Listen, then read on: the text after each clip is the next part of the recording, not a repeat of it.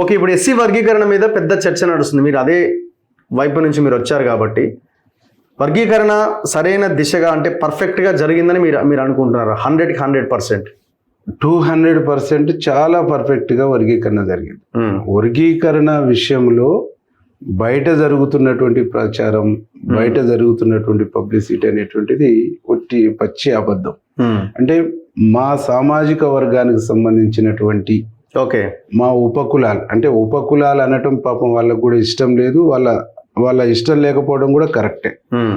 మాదిగ సామాజిక వర్గంతో పాటు ఆ గ్రూపులో ఉండేటువంటి మిగతా కులాలు వీళ్ళందరినీ కన్విన్స్ చేసేటువంటి ఒక కార్యక్రమము ప్రారంభమైంది.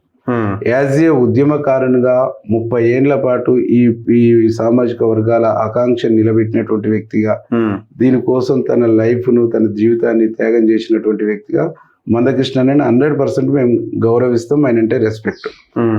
ఈ విజయము ఈరోజు వర్గీకరణ జరిగిన దానికి సంబంధించి అమరులైనటువంటి మాదిగ ఉపకులాలకు సంబంధించినటువంటి అమరుల యొక్క త్యాగ ఫలితమే ఈరోజు జాతి అందుకోబోతా ఉంది. ఈ జాతికి ఈ ఫలాలు అందుతున్నటువంటి క్రమంలో, అందేటువంటి తరుణంలో ఒక కన్ఫ్యూజన్ క్రియేట్ చేసి మళ్ళీ ఒక అలజడిని క్రియేట్ చేయటం అనేటువంటి కరెక్ట్ కాదనేటువంటి నాకున్నటువంటి అభిప్రాయం. రెండు సామాజిక వర్గాలు విభజన రేఖ గీసుకునేటువంటి పరిస్థితి నుంచి విభజన రేఖ గీసుకొని ఆత్మీయంగా పలకరించుకోలేని స్థితి నుంచి ఒక పరిష్కారం వచ్చింది, ఇక అయిపోయిందిలే, ఇక అందరం కలిసి వెళ్ళొచ్చు అనేటువంటి ఒక మంచి వాతావరణంలో మంచి సదుద్దేశంతో ఒక కార్యక్రమం, ఒక ప్రక్రియ ప్రారంభమైనప్పుడు దాంట్లో కన్ఫ్యూజన్ క్రియేట్ చేయవలసినటువంటి అవసరం లేదనేటువంటి నాకున్నటువంటి అభిప్రాయం. ఇక్కడ మీకు చూస్తేనా బి గ్రూప్ లో 32 లక్షల పైచిలకు జనాభాను లెక్కగట్టారు. అట్లాగే ఏ గ్రూపులో సి గ్రూప్లోకి వచ్చి 17 లక్షల పైచిలకు లెక్కగట్టారు. అంటే ఇక్కడ నీకు తన అంటున్నటువంటి కృష్ణన్న మాట్లాడుతున్నటువంటిది ఏంటి? 15 లక్షల జనాభా ఉన్న మాలలకు 5% వచ్చినప్పుడు 30 లక్షల జనాభా ఉన్నటువంటి మాదిగలకు 10% రావాలనేటువంటిది, 11% రావాలనేటువంటిది అంటాను. ఇక్కడ నీకు 33% పైచిలకు మాలల గ్రూప్ లో ఉండేటువంటి వాళ్ళని చూపించింది. 62% పైచిలకు పర్సంటేజ్ మాదిగ సామాజిక వర్గానికి సంబంధించిన గ్రూప్ లో ఉండేటువంటి వాళ్ళని చూపించింది. అంటే నీకు 33 పైచిలకు ఒక పర్సంటేజ్ తీసినప్పుడు, ఇప్పుడు మనము ఇక్కడికి వచ్చేసి 66% ఉంటేనే మనం 10 తీసుకోవడానికి స్కోప్ ఉంటుంది. ఇక్కడ పర్సెంటేజ్ ఇక్కడ 33% సిలో ఉన్నది, 62% గ్రూప్ బిలో ఉన్నది. దీన్ని చూసినప్పుడు 1% ఎబోవ్ కొంచెం తక్కువ ఉంది. దానికి గాను 9% కమిషన్ మాదిగ సామాజిక వర్గానికి కేటాయించి, 5% మాల సామాజిక వర్గానికి కేటాయించి, 1% ఏ గ్రూప్ కేటాయించింది, 9% బి గ్రూప్ కేటాయించింది, 5% సి గ్రూప్. అంటే ఇది న్యాయబద్ధంగా రేపు ఈ కేసు ఒకవేళ అవతల పక్షం సంబంధించి కోర్టుకు పోయినా, కోర్టు ముందు చట్టం ముందు ఇది నిలబడేటువంటి పద్ధతులను, ఈ నిష్పత్తిని, ఈ పర్సంటేజ్ను లెక్కగట్టేసి షమీమ్ అఖ్తర్ గారు చాలా జాగ్రత్తగా, చాలా ఆలోచించి, లీగల్గా న్యాయ సలహాలు తీసుకుంటూ జాగ్రత్తగా చేసినటువంటి ఒక ప్రక్రియ. ఇది జాగ్రత్త చేసినటువంటి ప్రక్రియ. ఇది సక్సెస్ఫుల్గా మేము సాధించినాం అనుకుంటున్నటువంటి తరుణంలో మేము ఒక కన్ఫ్యూజన్ ని క్రియేట్ చేసేటువంటి దేనికి ఆయన 30 ఏళ్ళుగా పోరాటం చేసినానికి ఆయనకు తెలుసు కదా వాట్ ఈజ్ వాట్ అన్నది. ఆయన మాట్లాడుతున్నాడంటే ఏదో ఒకటి ఉంటేనే మాట్లాడతారు కదా ఆయన కూడా. అంటే ఉద్యమకారునిగా ఆయన డిమాండ్ చేయటంలో తప్పులేదు, ఉద్యమకారునిగా ఆయన 11% రావాలని కోరుకోవటంలో తప్పులేదు. కానీ ఇక్కడ పర్సంటేజ్ తను అనుకున్నటువంటి పర్సంటేజ్ ఇవ్వాలంటే మాల సామాజిక వర్గాన్ని నుంచి ఇంకా 2 తీయాలి. 2 తీస్తే నీకు 3కు పరిమితమైంది. 17 లక్షల పైచిలకు ఉండేటువంటి ఈ గ్రూపులో నీకు 3% పరిమితం చేసేస్తే నీకు రేపు 10 కోట్లు ఎట్లా నిలబడుతుంది? ఎట్లా సాధ్యమైంది?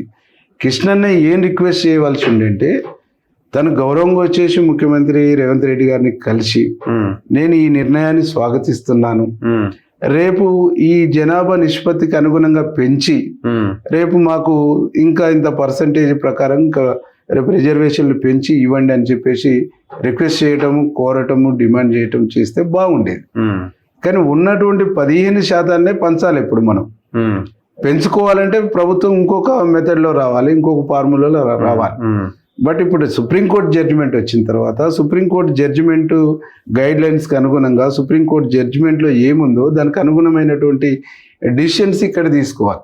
దాన్ని చాలా జాగ్రత్తగా న్యాయ నిపుణుల సలహా తీసుకొని రాష్ట్ర ప్రభుత్వము ఒక పార్లమెంట్ క్యాబినెట్ సబ్ కమిటీని వేసి ఉత్తమ్ కుమార్ రెడ్డి గారు, దామోదరం రాజనరసింహ గారు, శ్రీధర్ బాబు గారు, సీతక్క గారు, పొన్నం ప్రభాకర్ గారు, మల్లు రవి గారు, వీళ్ళతో ఒక క్యాబినెట్ సబ్ కమిటీ వేసి దాంట్లో ఏకసభ్య కమిషన్ వేసి చాలా జాగ్రత్త చేసి ఈ జాగ్రత్త చేసింది ఈ ఫలాలు అందుకుంటాము, ఈ ఫలాలు అందుతాయి అనేటువంటి ఉత్సాహంతో ఉండేటువంటి విద్యార్థి యువకులకు మళ్ళీ ఒక రాంగ్ మెసేజ్ని పంపడం అనేటువంటి కరెక్ట్ కాదనేటువంటి నాకు ఉన్నటువంటి అభిప్రాయం. మీరు మాట్లాడలేదా మందకృష్ణ గారితో?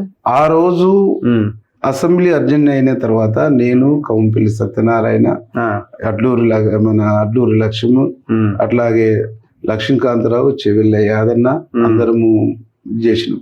ఒక మంచి ప్రయత్నం చేస్తారు, ముందుకు వెళ్ళండి అని చెప్పేసి మాట్లాడినటువంటి క్రమంలో అన్న మీరు కూడా రండి, మీరు కూడా వచ్చేసి ముఖ్యమంత్రి గారికి కృతజ్ఞత చెప్పండి, ఒక గొప్ప నిర్ణయం, సాహసోపేతమైనటువంటి నిర్ణయం జరుగుతుంది.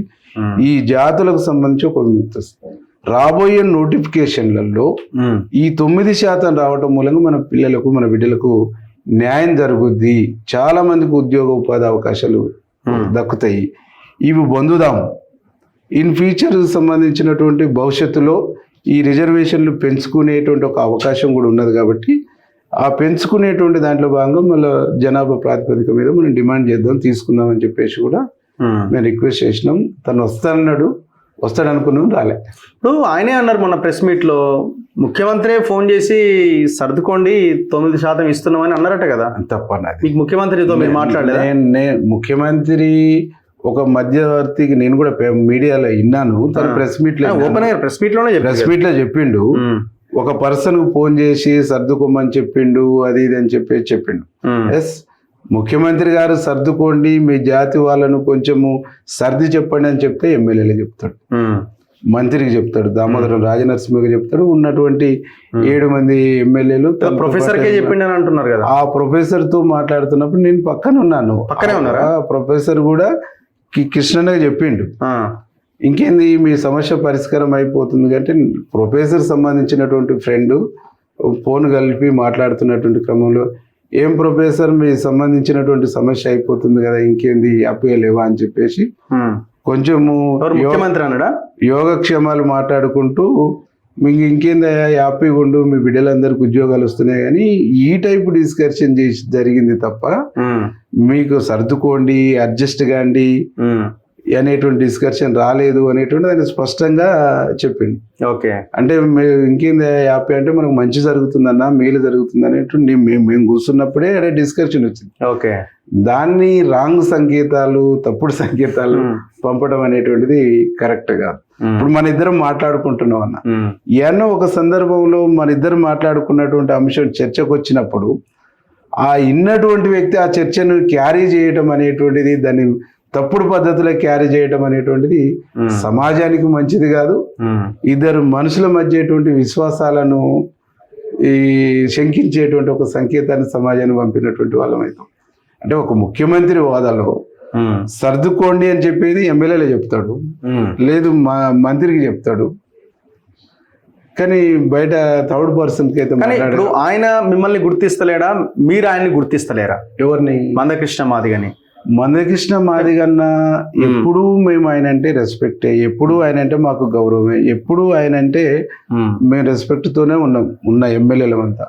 ఈ ప్రక్రియ ప్రారంభమైనప్పటి నుంచి మా మంత్రి గారు దామోదరం రాజనరసింహ గారు ఉన్నటువంటి ఎమ్మెల్యేలు రోజుల తరబడి తనతో జర్నీ చేసినాం, రోజుల తరబడి తనతో షేర్ చేసుకున్నాం, రోజుల తరబడి తనతో ఇది ఎట్లా చేద్దాం ఏందనేటువంటి కోఆర్డినేషన్ చేసుకున్నాం, తనతో షేర్ చేసుకున్నాం, దాంతో ముందు పోయినాము. లక్ష డప్పులు అనేటువంటి కార్యక్రమం అనుకున్నప్పుడు అన్ని జిల్లాల్లో మా కాంగ్రెస్ సంబంధించినటువంటి కేడర్ను, మా సామాజిక వర్గాన్ని ఇన్వాల్వ్ చేసేటువంటి కార్యక్రమం కూడా చేసినాం. ఓకే. కాబట్టి గుర్తింపు లేకపోవడం అనేటువంటిది కరెక్ట్ కాదు. ఎందుకు అని అంటే ఈ క్యాస్ట్కు సంబంధించినటువంటి ఐడెంటిఫికేషన్ తనకు ఉండాలని మేము కోరుకుంటున్నాం. 30 ఏళ్ళు ఈ ఉద్యమాన్ని నడిపింది కాబట్టి తనను ఐడెంటిటీ మొత్తం మేము తీసుకోవాలనేటువంటి ఆలోచన ఏ శాసనసభ్యుని కూడా లేదు.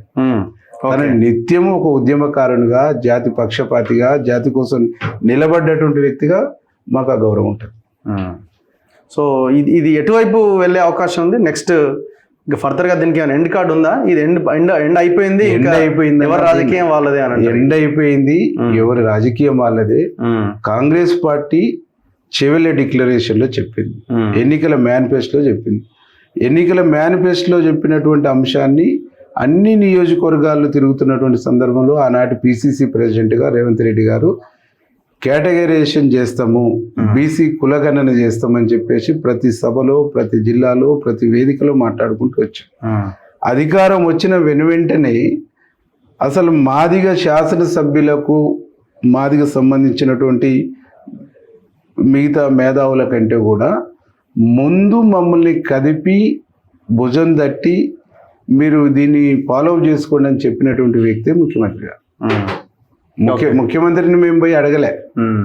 నన్ను, కవంపల్లి సత్యనారాయణను, మందుల సామ్యను, అడ్డూరు లక్ష్మీకాంతారావు గారిని, చెవెళ్ళ యాదయ్యను, వీళ్ళందరినీ పిలిచి మీ కేసు సుప్రీంకోర్టులో నడుస్తుంది, నేను దామన్నతో మాట్లాడినాను, మీరు దామన్నతో కూర్చొని ఏజీతో డిస్కషన్ చేసి ఒక అడ్వకేట్ని పెట్టుకొని దీన్ని ఫాలోఅప్ చేసుకొని వేగంగా అక్కడ జడ్జిమెంట్ తీసుకొని రండి, మనం ఇంప్లిమెంటేషన్ చేద్దామని చెప్పేసి దానికి ఏం ఖర్చులు కావాలని నేను చూస్తానని చెప్పినటువంటి వ్యక్తి ముఖ్యమంత్రి రేవంత్ రెడ్డి గారు.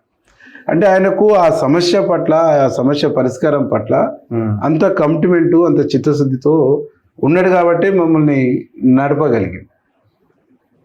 అందుకే ఈరోజు అది సక్సెస్ అయ్యి ఆ ఫలాలను మా జాతి, మా సామాజిక వర్గము అందుకోబోతాం.